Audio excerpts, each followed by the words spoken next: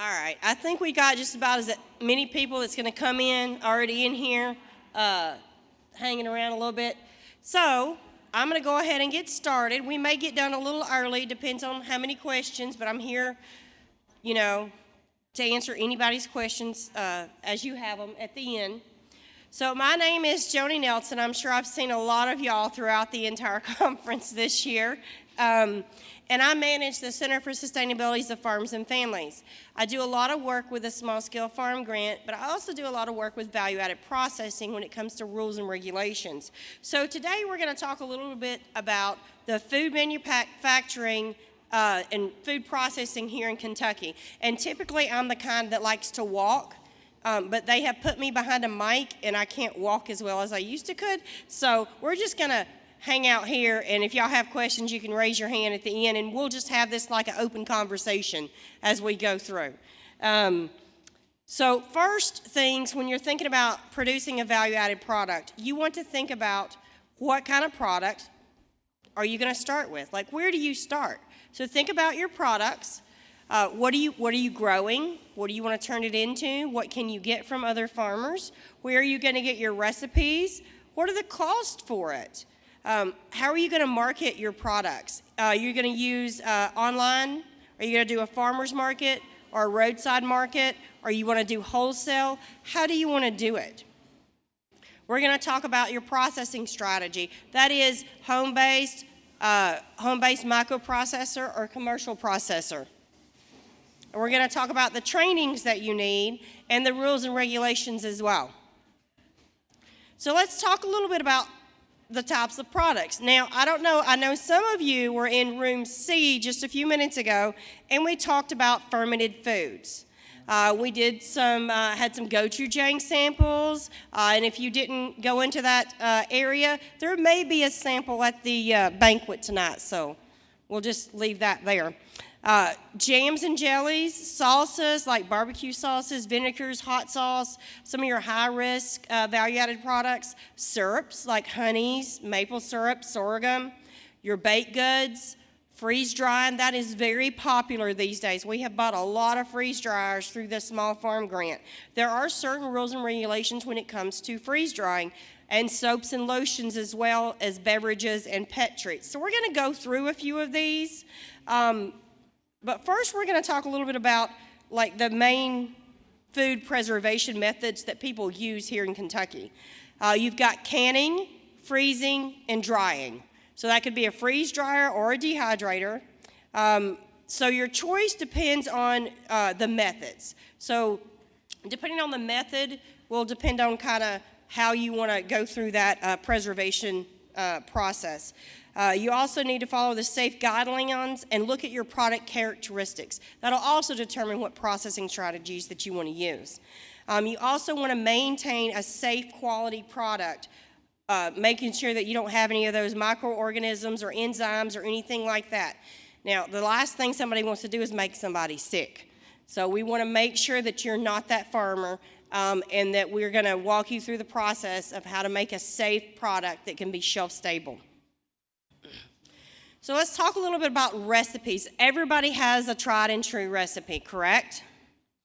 And home-based processing, maybe it's your grandma's favorite recipe that you're doing under home-based processing. Home-based microprocessor that's getting that recipe approval is through Ann Hall Norris at UK. There's extension-based programs that have tons and tons of recipes out there already. There's also the Ball Canning book. You can get recipes from there as well that are tried and true. You do want to make sure you stick to the recipes because they've been developed that way for a reason, and it will help you keep from contaminating the food or having a product that's not quite as viable. Let's talk about your cost real quick.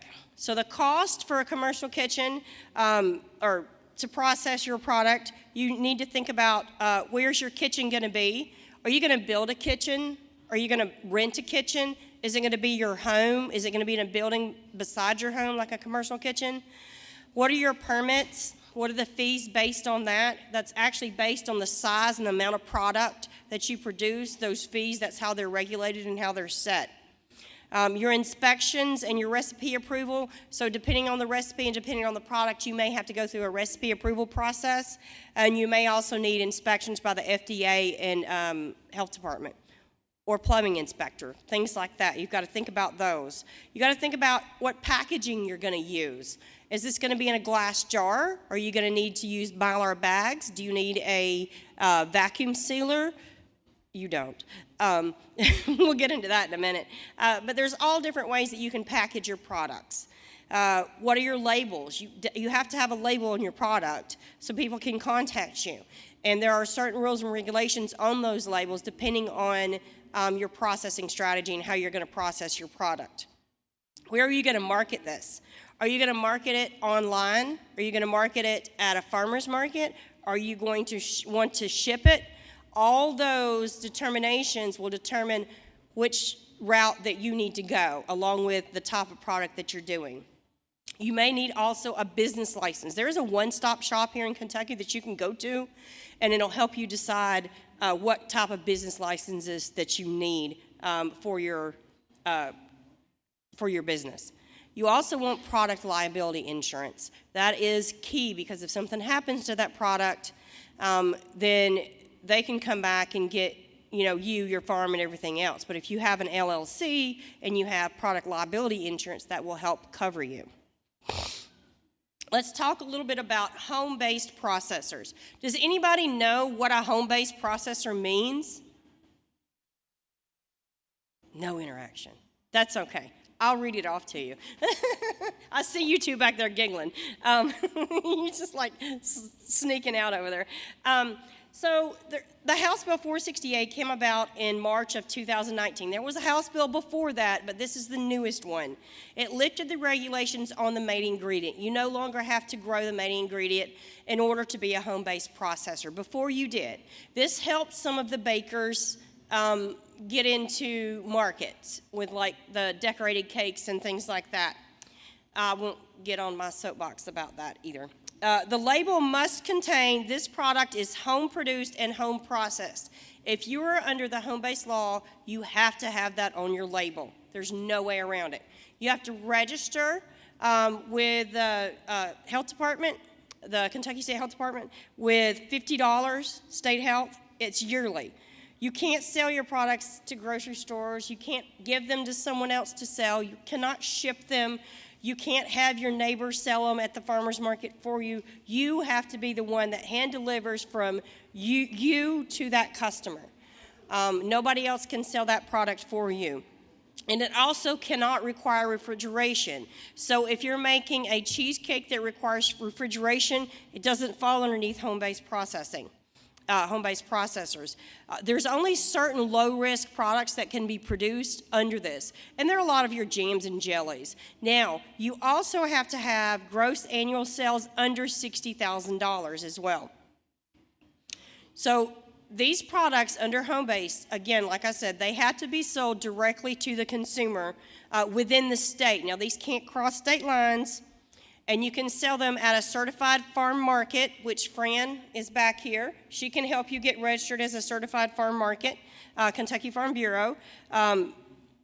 Fairs, festivals, community events, and you can actually put these online, and you can sell them online, like you can have them listed online, but you have to receive the money and give them the product in hand. So you have to meet them and deliver that product from consumer to producer.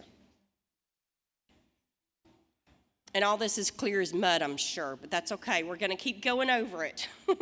So there's also a home-based microprocessor. Now, under the home-based microprocessor, there are some more foods that can be added to this. So maybe you're doing some canning of some green beans, chow chow, something like that. They can be non-fruit, so they could be vegetables or herbs, sugarless jams and jellies.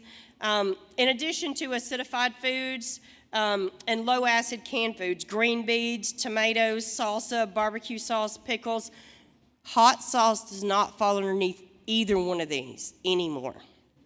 You have to have gross annual sales under $60,000. You have to have a training, so it's $50 initially and $10 every 3 years, but UK offers these trainings typically starting in January and going through May at different extension offices. And so you can take those, and I happen to know an education grant that you could get to help cover the cost for some of these as well. And then you have your $50 annual certification for the food safety branch. Now, again, on home-based microprocessor, you have to have this product is home produced and home processed. It can be a higher risk product, but those products can only be sold at Kentucky Farm Bureau certified farm markets, KDA registered farmers markets, and on the farm, direct to consumer only. So if you're wanting locals to come pick up your product and sell it at their grocery store, or maybe your convenience store down the road, these two don't apply to you no matter what the product is. You do have to have a verified water source, so there's where your plumbing comes in. And then recipes and labels have to be approved through Ann Hall Norris. And I have her information here. It's only $5 to get those approved, and she'll work with you. Now, let's just kind of go over this a little bit. In order to be a home-based or a home-based microprocessor, can I live in Tennessee and get the certificate? Thank you. No, it's Kentucky residents only. Do I have to grow my own ingredient? If I'm home-based, I do not. But if I'm a home-based microprocessor, I do have to grow my own ingredient in order to get that certification. So that just a little bit of differences in between those two. But now we have a list of a lot of things that are prohibited under home-based processor and home-based microprocessor. And one of the things that's on here is like kimchi, kombucha, hot sauces, pies with meringues, because remember earlier I said they have to be refrigerated. So anything that has to be refrigerated cannot be under the home-based or home-based microprocessor. However, it also says other foods as designated by the Food Safety Branch or the University of Kentucky. So that kind of gets you into a little bit of caveat where you need to work with your local extension office to see specifically. Now, there's also this wonderful book out there called the Farmer's Market Manual that KDA puts out, and they have a lovely exhaustive list in that as well to kind of help you go through this. So anything vacuum packed also can't be under home-based. Now, freeze drying needs to be fruits and vegetables as well. You can't do meats or anything like that under the home-based processing when it comes to freeze drying. And I know one of these back here is going to stop me if I say something wrong or I misspeak. That's why I have them in here. So let's talk a little bit about commercial processing. This helps you get into more markets. You can wholesale under commercial market. You can sell on the internet and you can ship your product. You can sell at restaurants. So maybe you're making this jam and everybody loves the jam, but you're a home-based processor. We can help you go from home-based to commercial here at Kentucky State University. It's one of the things that we offer that we can help you with. This is like additional venues besides where you can sell under a home-based and microprocessor. But to be a commercial manufacturer, you have to have a commercial facility or rent a commercial facility as well. I do have some lists, and I think Sharon may also have some lists of the commercial kitchens that are available here in Kentucky for you to rent. We happen to have one here that's a training kitchen that you can get your process through, and then we'll get you certified, and then we'll get you into a kitchen as well. But you do have to have potentially a process review. Now, there's nobody in Kentucky that's doing process reviews right now if you are required to have that. Not all commercial products are required for that. Hot sauce, kombucha, sauerkraut, some of those do require that, and they also require HACCP training. However, we are working with a couple of different universities, and we can help you get those products off and get that process review done.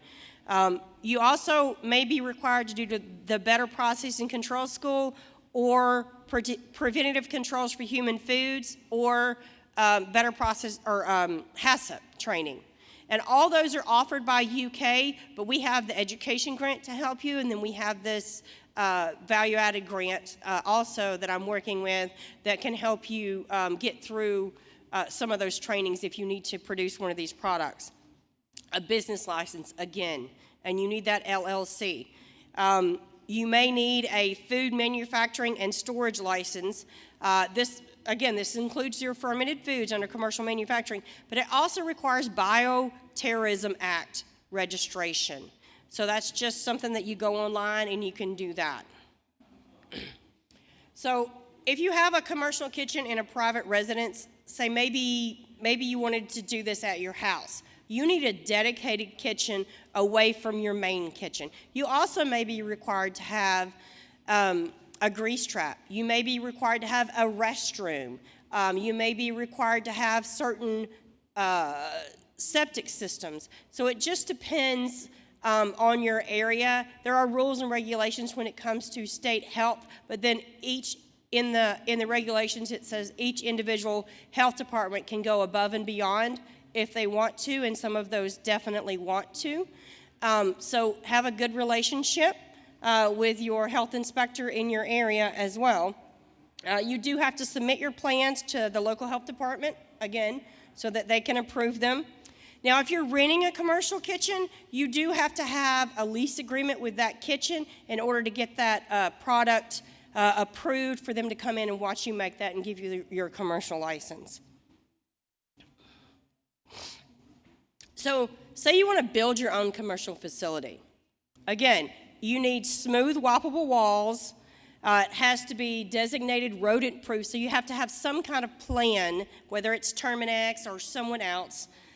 You have to be connected to a municipal water sewer on approved site septic system, potentially, and a grease trap. Now, we have a farmer that got away with a 25-gallon grease trap.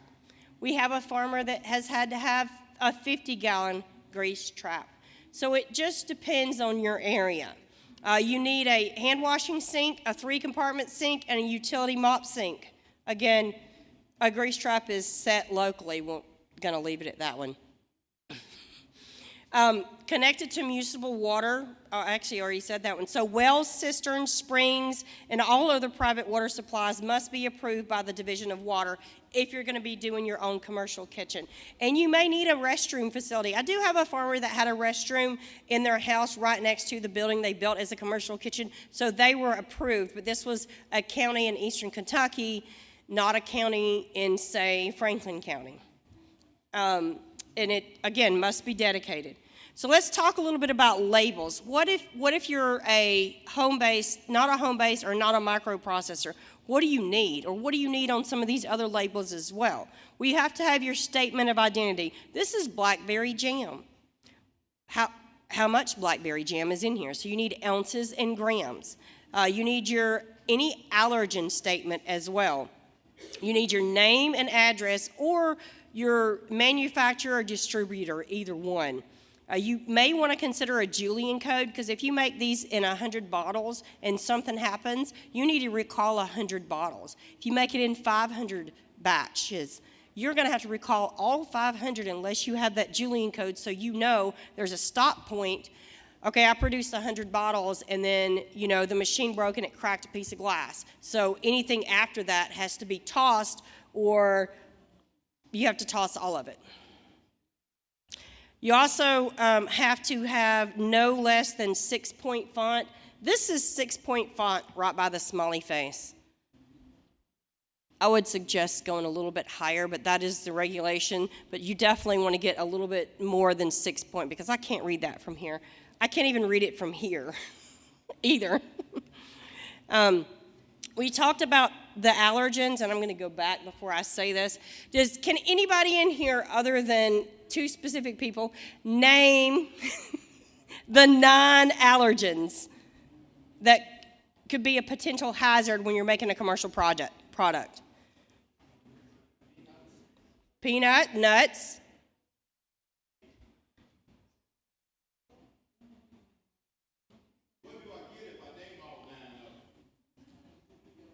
I'd say I'd jump up and down, but honey, I can't jump.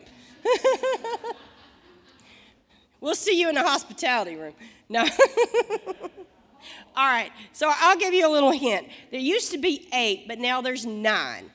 Sesame was just recently added into it. So it's milk, eggs, wheat, soybeans, soy, peanuts, tree nuts, because it's a little bit different, sesame, fish, and shellfish. So those are your 9 allergens. So if you have any issues with any of those or you're processing any of those, you need to make sure that you put that on your label.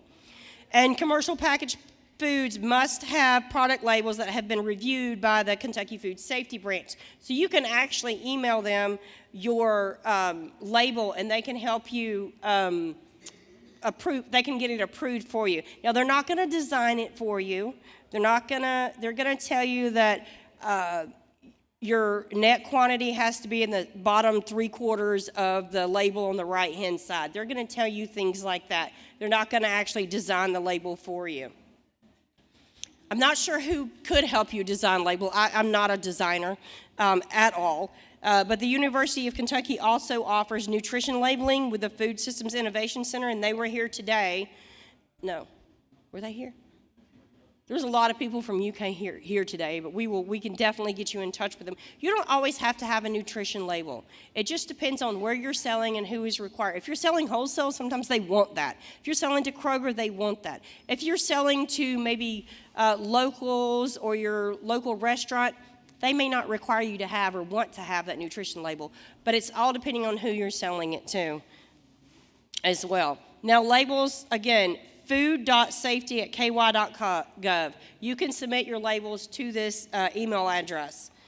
Just make sure that you let them know that it says attention labeling. And then if you have any questions about this, I'm going to be around for a little while as well.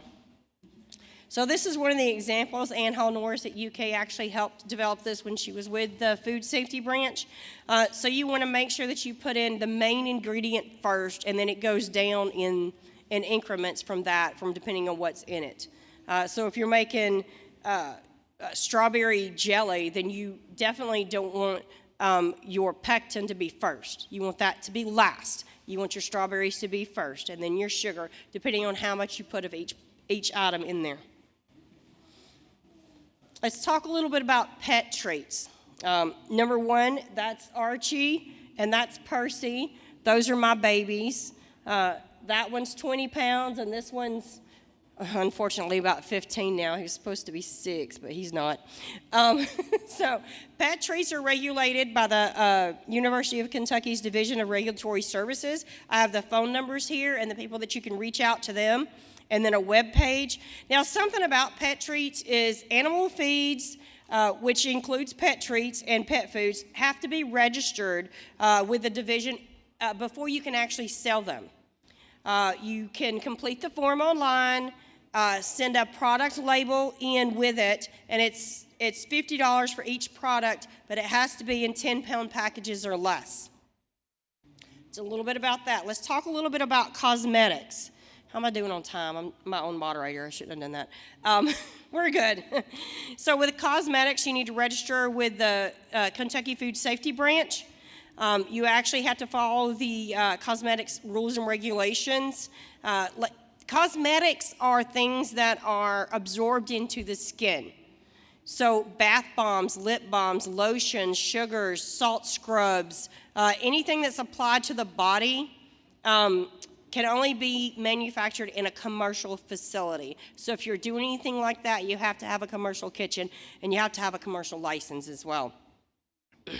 You can't make any medical claims on these cosmetics, so you can't say it cures eczema because it has goat milk in it. Well, that may be true, but you don't have the FDA backing you on that. So if you wanted to say that, you have to go through all of the hoops to actually have that put on your label and all the testing done.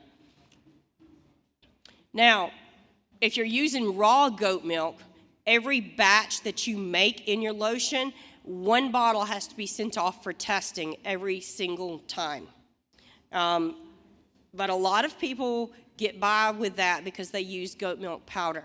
I don't have anybody in the state that's making goat milk powder. I do have some people that were interested in trying to do that. So that could be a Kentucky product before long. Sharon, do you know anybody that's making that yet? No?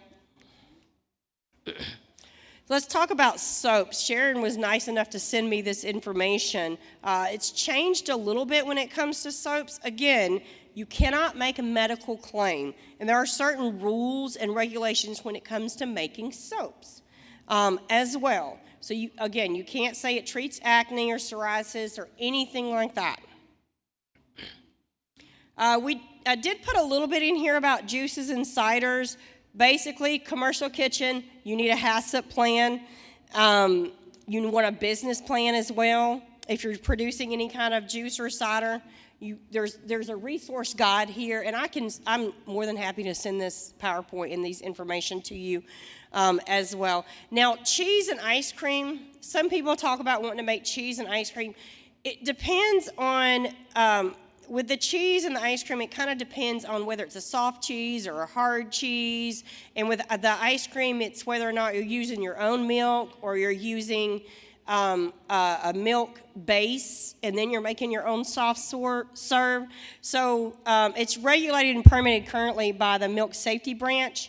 And this includes all dairy products offered at farmers markets. They must be manufactured under a commercial permit, which includes beer cheese. A lot of people want to sell beer cheese. That you need a commercial facility for as well, because beer cheese, as we know, is refrigerated, right? So it has to be refrigerated, so therefore it has to be under a commercial facility. There are certain label requirements on those cheeses and on those ice creams as well. Confections and candies containing alcohol. Everybody wants to sell their bourbon balls, right? You want to go down there, you want to sell your bourbon balls and sell them at the farmer's market. Do bourbon balls require refrigeration? Nobody? No.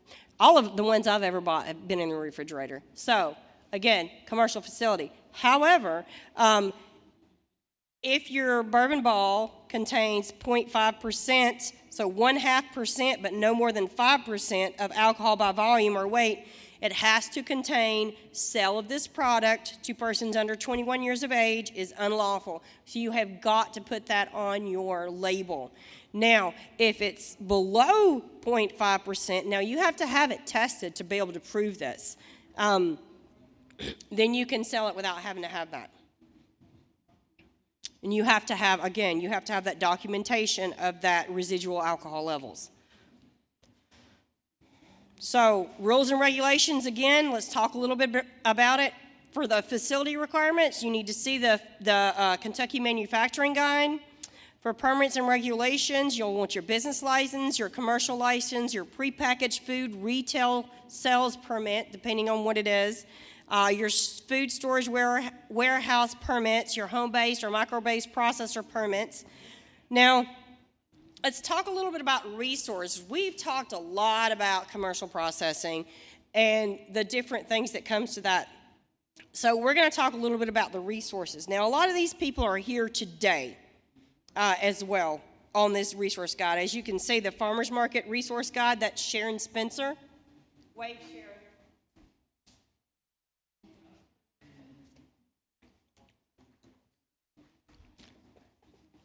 Sorry, I was losing my voice. But she does a great job about putting that guide together.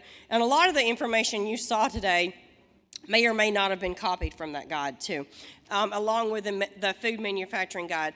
Food System Innovation Center, that's where you get a lot of your trainings. Commercial manufacturing guides, there's a lot of those online. The home-based microprocessing, this is where you can go if you want to be one of those home-based microprocessors to see when the training is going to be offered in your county or in your area. And we'll mention the Kentucky State University Small Scale Farm Grant. I don't know who manages that program, but that's a good resource. K-CARD, Kentucky Center for Agricultural and Rural Development, was here. Your CAPE programs, that's where you can get some funding. Again, KDA, we'll mention KDA again. Kentucky Farm Bureau Certified Farm Market. Fran has done a wonderful job with that program. Thank you, Fran. And then y'all saw this yesterday, the small farm grant information. So I have more of this information out front. And now let me just say real quick, You've heard me say a ton of acronyms.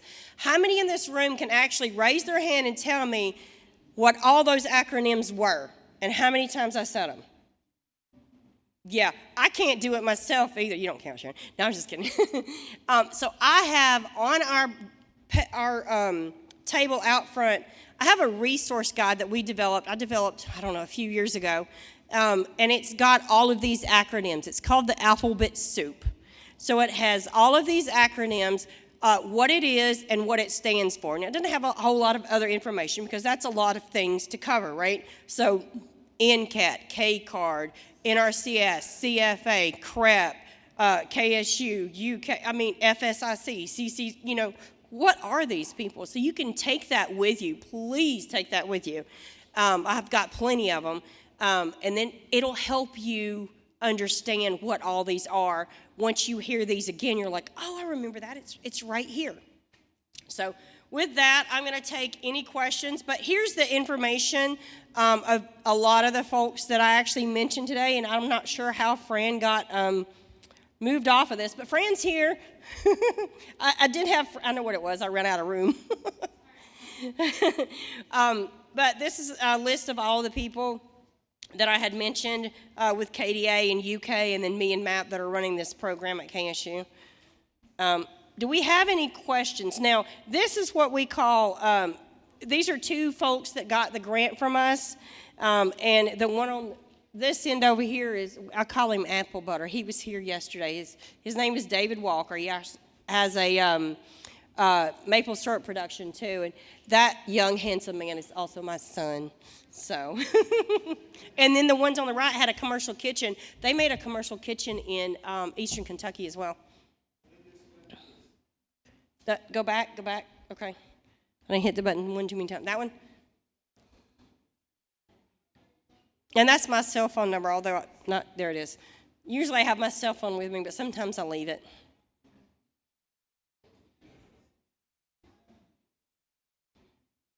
Anybody in here want to shout out the product they want to make? Birds. Johnny, folks get very creative, different ideas and things, so run them by us, let us know, let us talk to the Department of Public Health and talk to them and see what's needed. Freeze drying is the new thing for 2 years. I actually had somebody email me here a while back and said, can I freeze dry eggs? And I'm thinking, well, yeah, you can freeze dry them, but let me figure out how you can sell them. So we went down kind of the process of what they needed. We're still working on it. We're getting them through some trainings and things like that. There's a lot of things out there, like hot sauces you used to could do under home-based microprocessor. That's not allowed anymore. They changed that, and so now it is commercial processing only. And fermented foods, same way. I had someone that I worked with recently who's starting a kombucha processing, try again. It's been a long 2 days. So they're starting a kombucha business, and we started with developing the recipe back here in the kitchen, and then it went into taking it down to Tennessee to have a process review, getting the process review back, realizing that we need to develop another recipe because that's not going to make it through the regulations that are required. So we had to kind of add and change a little bit, and then work with them to get their label through, and someone also in order to help them design a label because I don't know about you, but like you said, I'm not a designer. I'm pretty sure a lot of our farmers are not designers out there. So, but they're finally very close to actually having their kombucha on the shelf. So, any questions? Is everybody asleep? No? We're awake? All right. It's not as cold as I thought it was going to be, so I'm pretty layered up here. But I'll be around today, and I'll be around tomorrow as well if anybody has any questions. You have my contact information. I'm supposed to put this up here. Let me know how bad I did as well. So if you will, just take the surveys, and make sure you're taking the surveys in all of the rooms too. So every time you get done, they'll post a survey link, and then the general conference survey as well, because one of the things we're trying to decide is should we have this program on Thursday, Friday, Saturday, or start like we used to and do Tuesday, Wednesday, Thursday, and then end on third Thursday. So just a thought. That's kind of one of the questions. And if it's not, make sure it is. Just write it in. I just dropped my own water.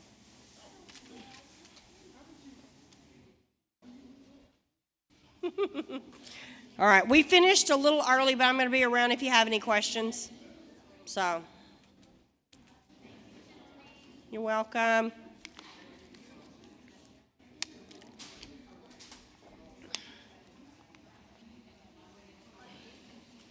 Oh, and I'll see everybody tonight at 6:30 at the banquet at the hotel. Make sure you get on the bus and head to the banquet. Okay,